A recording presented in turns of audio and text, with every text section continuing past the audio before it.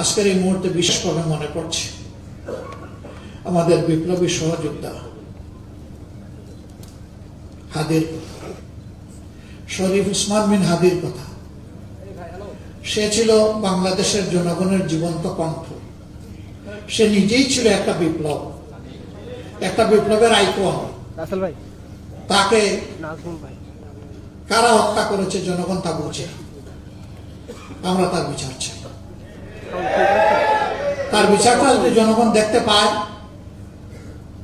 তাহলে জাতির জন্য জীবন উৎসর্গ করতে আরো অনেকেই এগিয়ে আসবে, দায়িত্ব নিবে, ঝুঁকি নিবে, বিপ্লবী হয়ে উঠবে। কিন্তু এই বিচারকে যদি ধামা চাপা দেওয়া হয় তাহলে এদেশে বিপ্লবীর জন্ম হবে না। অতএব হাদির বিচার সহ এরকম বিপ্লবীদের বিচার আমাদের বড়ই প্রয়োজন। আপনারা সবাই ভালো থাকবেন। আল্লাহ তাআলা আমাদের দেশের প্রতি রহম